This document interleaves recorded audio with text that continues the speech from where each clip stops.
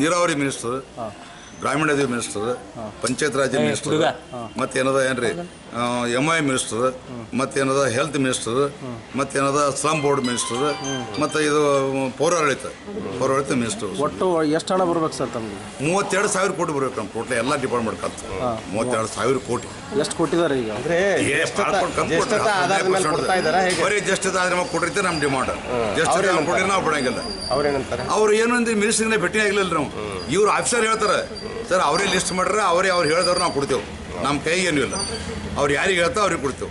ನಾವು ಅಂತೇವೆ ಹಿಂಗೆ ಅನ್ಯಾಯ ಯಾಕೆ ಮಾಡ್ಲಿಕತ್ತೀರಿ ನೀವು? ಹಿಂಗೆ ಹೇಳ್ತಾರೆ ಅವ್ರು, ನೀವು ಆಫೀಸರ್ ಖರೇ ಸೋಳ ನೀವು ಹಾಗೆ ಕೊಡ್ತಿರೋದು ತಪ್ಪಲ್ಲ. ಅದು ನೀವು ಮಿನಿಸ್ಟರ್ ಹೇಳಿದ್ರು ಅವ್ರು ಬಿಡಲ್ಲ. ನಾವು ಮಿನಿಸ್ಟರ್ ಇಲ್ಲ ನಾನೇ ಲಿಸ್ಟ್ ಕೊಟ್ಟೆ ಅಂದ್ರೆ ಬಿಡಲ್ಲ. ಯಾಕೆ ಕೊಟ್ರಿ ಅಂತ ಕೇಳ್ತೇವೆ.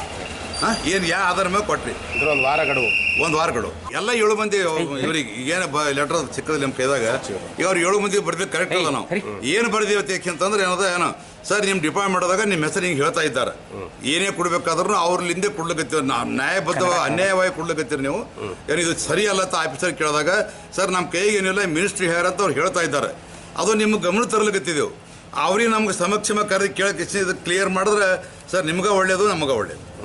ಏನಿದೆ ನೆಕ್ಸ್ಟ್ ಹೋರಾಟ ನಿಮ್ದಿಗೆ? ನೆಕ್ಸ್ಟ್ ಹೋರಾಟ ಸರ್ ಹೇಳಕತ್ತೀವಲ್ರಿ, ಮೇಲೆ ಹೈಕಮಾಂಡ್ ತಿಳಿಸ್ತೇವೆ. ಅವ್ರು ಇಬ್ಬರ ಮಾನ್ಯ ಮುಖ್ಯಮಂತ್ರಿಗಳು ನಮ್ಮ ಸ್ಪಂದನೆ ಮಾಡ್ತಾರಂತ ನಮ್ಮ ಭರವಸೆ ಅದ. ಇದು ಮಾಡಲಿಲ್ಲ ಅಂದ್ರೆ ನಮ್ಮದು ASC ಅಧ್ಯಕ್ಷರಂತ ಮಲ್ಲಿಕಾರ್ಜುನ ಖರ್ಗೆ ಸಾಹೇಬ್ರು ಅವ್ರು ಯಾವಾಗೂ ನ್ಯಾಯ ನೀತಿ ನಡೆದವರು. ಅವ್ರಿಗೇನು ಯಾಕಂದ್ರೆ ಕಲ್ಯಾಣ ಕರ್ನಾಟಕ ಫಸ್ಟ್ ಮೊದಲವರು, ಅವ್ರ ಬಗ್ಗೆ ಅಭಿಮಾನ ಇದ್ದವರು. ಅವ್ರು ಹುಟ್ಟಿಸಿದ ಏನು ಅದಾದ್ಮೇಲೆ ಮುಂದಿನ ಹೋರಾಟ ಏನದ ಅಂದ್ರೆ ಇವ್ರಿಗೆ ಯಾರು ಕೇಳಿ ಹಾಲಿಲ್ಲತ್ತಂದ್ರೆ ಎಲ್ಲ ಡಿಸ್ಟ್ರಿಕ್ಟ್ ಅಧ್ಯಕ್ಷರು ಕರೆದು ಅದ್ರ ಬಗ್ಗೆ ಏನು ನಿರ್ಣಯ ತಗೋಬೇಕು ನಿರ್ಣಯ ತಗೋತೀವಿ. ನಿರ್ಣಯ ಏನು ಹೇಳ್ತಾರ 30 ಜಿಲ್ಲಾ ಅಧ್ಯಕ್ಷರು ಹೇಳ್ಬೇಕಲ್ರಿ. ಒಬ್ಬನೇ ಮಾಡೋದು ಕಾನೂನು ಹೋರಾಟ.